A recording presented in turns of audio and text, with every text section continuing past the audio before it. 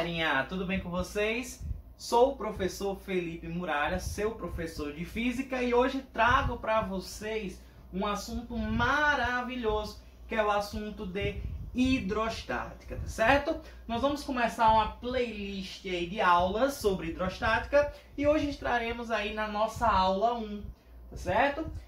Para a gente iniciar, é muito importante a gente ficar ciente que a hidrostática ela é a parte da física, né, que estuda o comportamento em equilíbrio dos fluidos, tá certo? Mas antes disso, a gente vai iniciar falando sobre a mecânica dos fluidos, né? Que na verdade a hidrostática ela é a parte da mecânica dos fluidos, né? Lembra que a gente aprendeu lá sobre velocidade, sobre aceleração, né? Sobre movimentos, né? Toda essa parte aí da mecânica a gente também trabalha na hidrostática, só que a gente está querendo relacionar, né, a parte do equilíbrio, tá bom, dos fluidos. Mas antes disso, vamos entender o que significaria a palavra fluido, tá certo? Gente, fluido é qualquer substância que tem a propriedade de escoar, ou seja,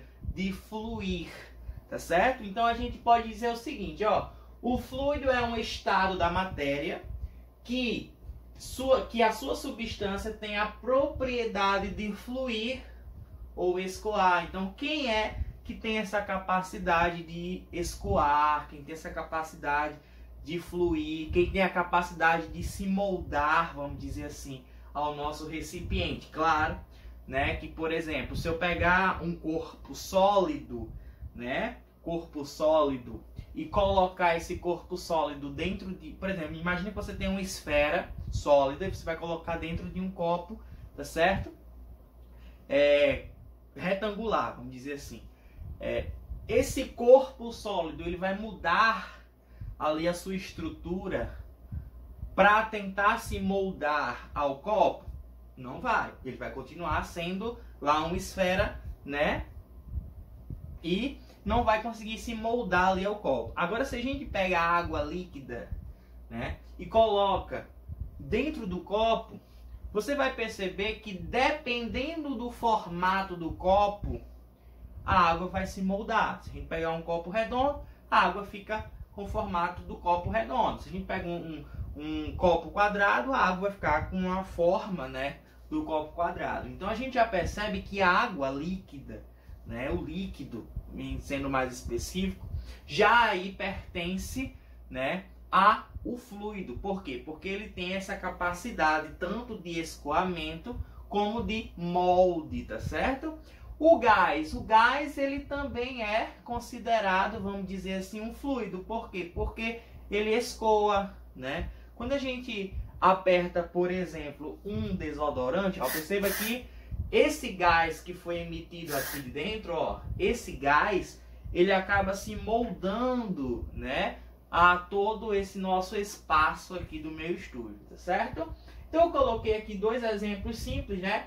Imagina que a gente tem uma caixa d'água, né, onde claramente tem água dentro, e no final dessa caixa d'água tem uma tubulação em que eu tenho uma chave.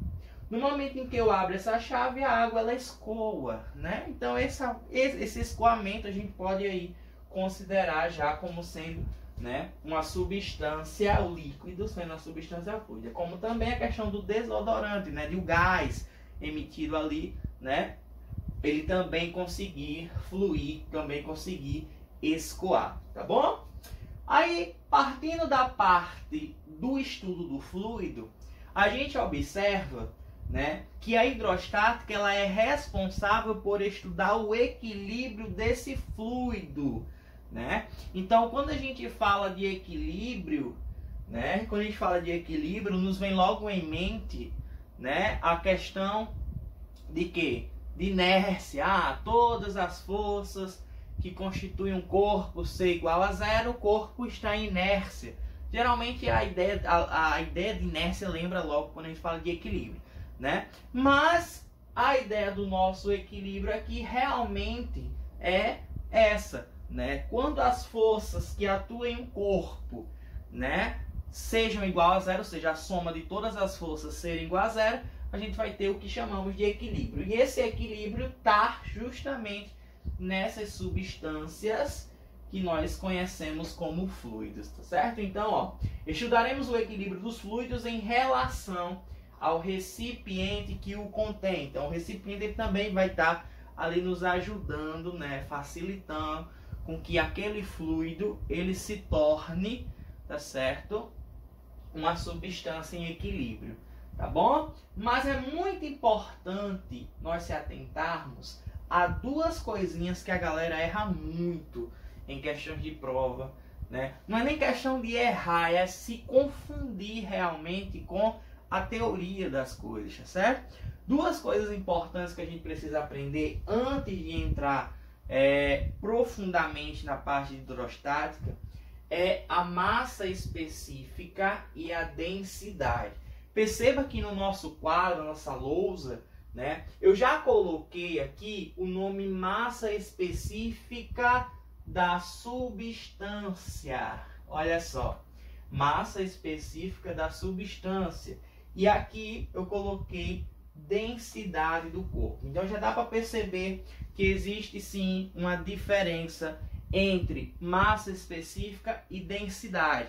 Primeiro, a gente calcula a massa específica da substância, né? Por exemplo, a água eu posso calcular a sua massa específica. Alumínio, eu posso calcular a sua... Então a nossa substância, né, a substância, ela é calculada, né? A gente vai ter um cálculo da sua massa específica, tá bom? Agora, se eu tiver um corpo, vamos dizer assim, eu tenho um copo, e esse copo é de vidro.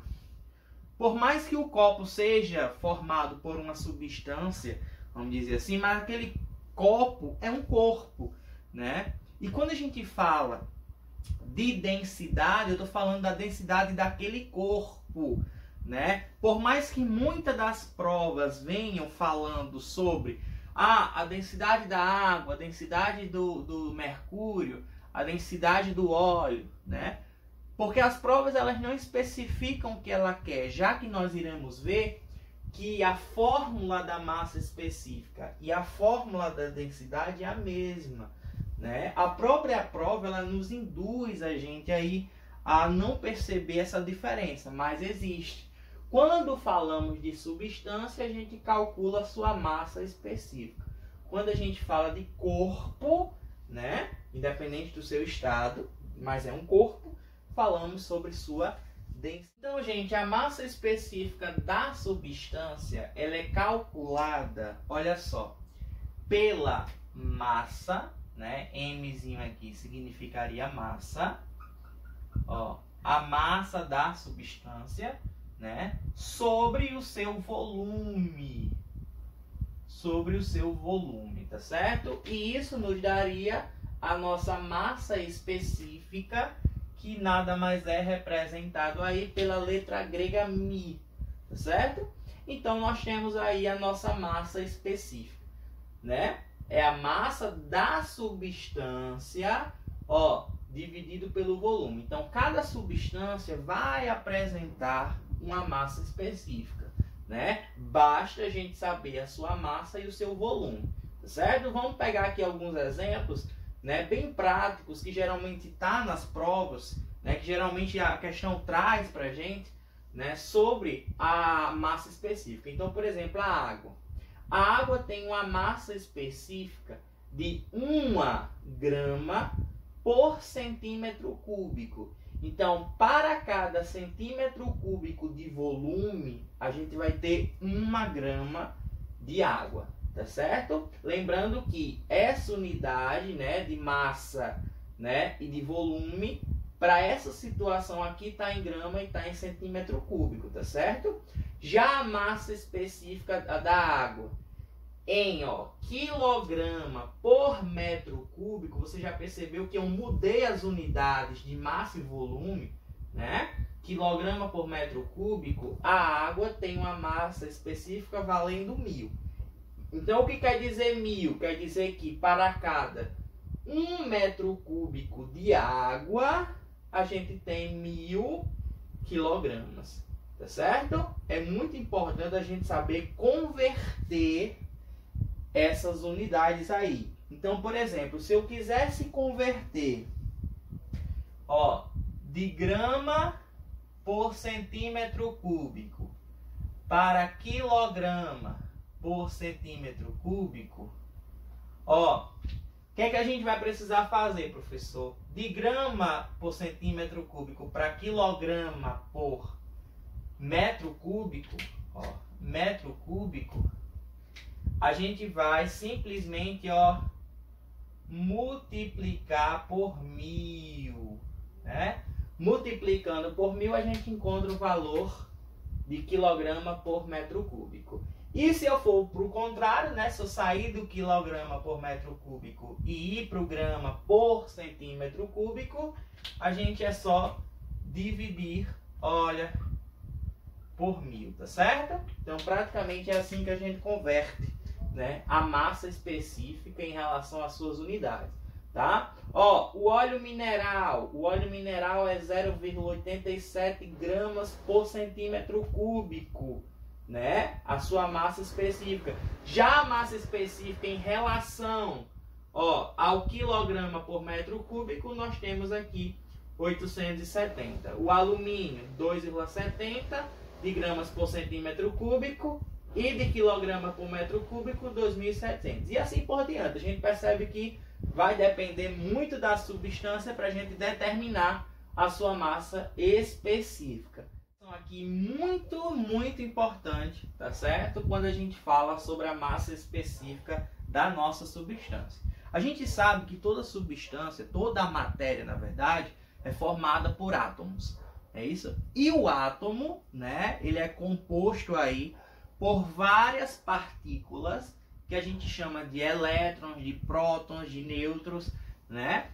Então, se a gente for relacionar a questão da massa da nossa substância, nós podemos perceber que cada substância vai ter uma certa quantidade, né, de átomos. E cada átomo desse vai ter também uma certa quantidade de prótons, de nêutrons e de elétrons. Ou seja, nessa observação aqui, é muito importante a gente ficar atento à questão do átomo. Ó, o átomo fica mais pesado, olha só, o átomo fica mais pesado, né? Quando apresenta uma quantidade de prótons e nêutrons maiores que elétrons, né? Ou seja, gente, quanto mais prótons e quanto mais nêutrons aquele átomo tiver, mais pesado, maior é a sua massa, tá certo? Daquela substância. Então, por exemplo, o chumbo. O chumbo, perceba que a densidade dele é muito alta. Olha, a densidade do chumbo é muito alta. Já o do alumínio é um pouco baixa, né? E por que existe uma diferença gritante entre o chumbo e o alumínio?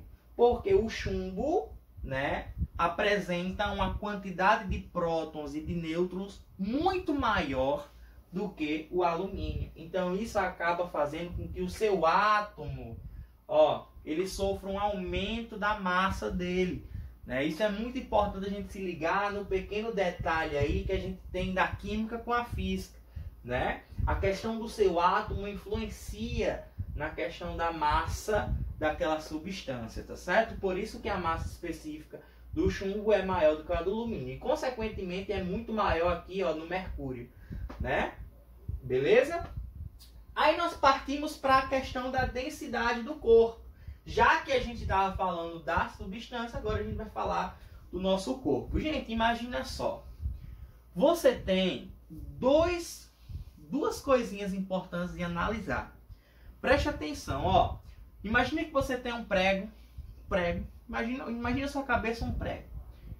e você tem um navio, né? Os dois são formados por o quê?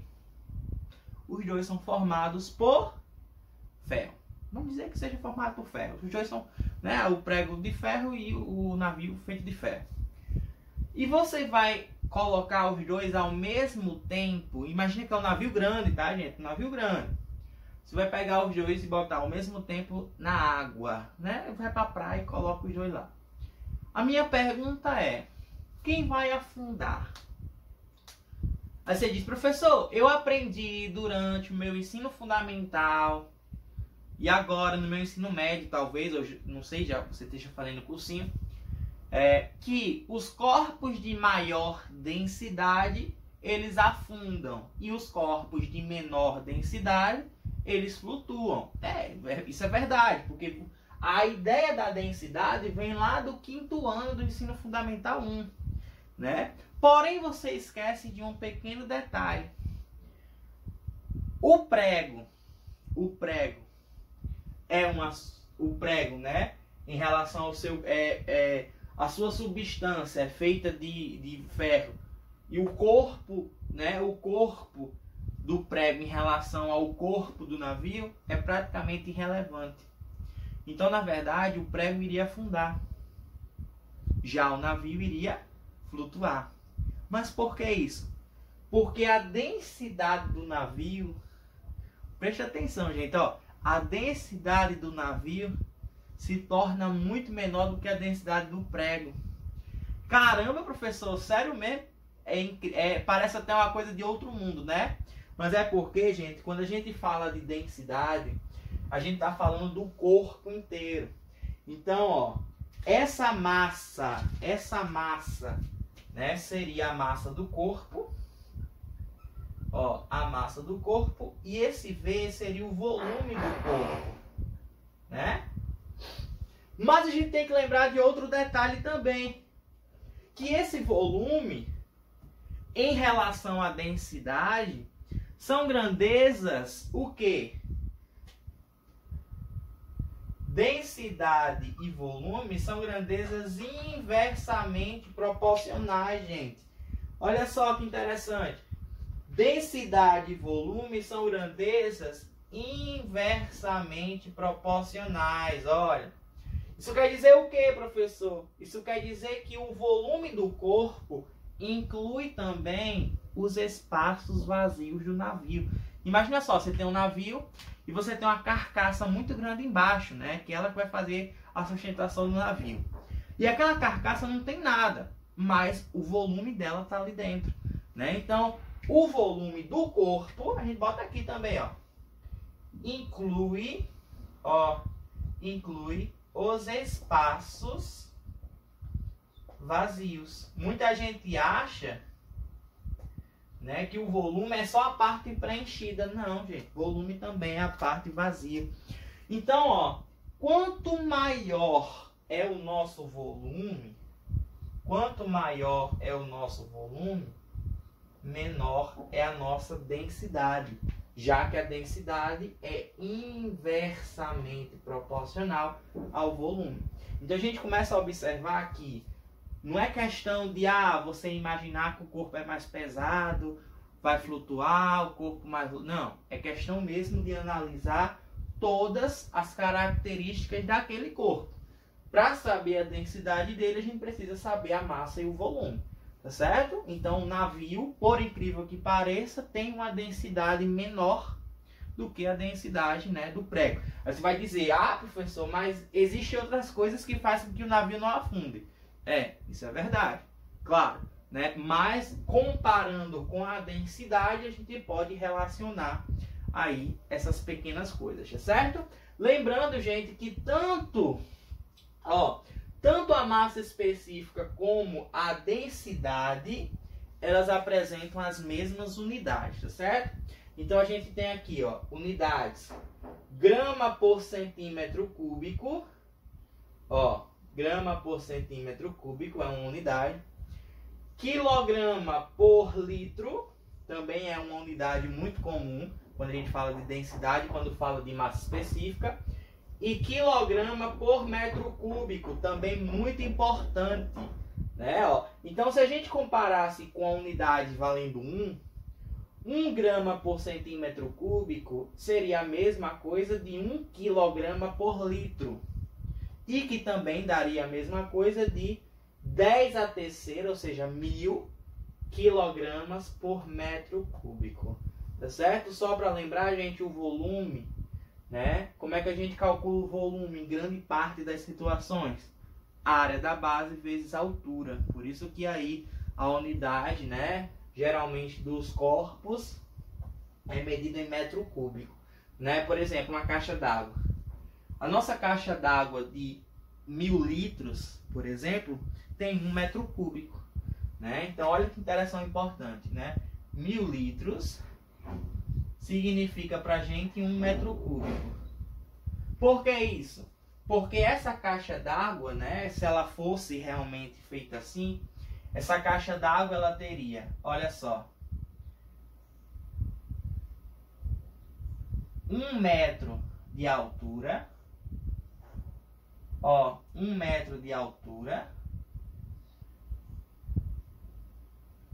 1 metro de largura, né, e 1 metro, ó, de profundidade. Ela seria 1 por 1 por 1, tá certo?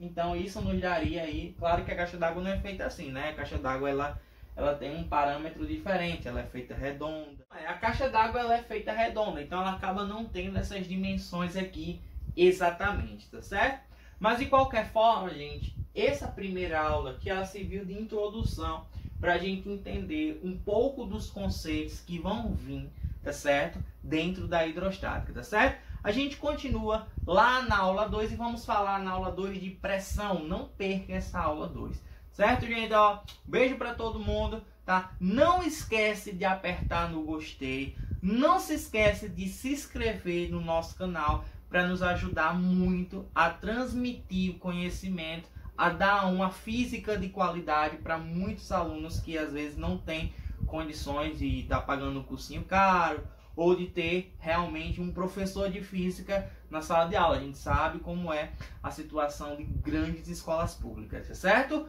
Cheiro para todo mundo e até a nossa próxima aula, gente. Valeu!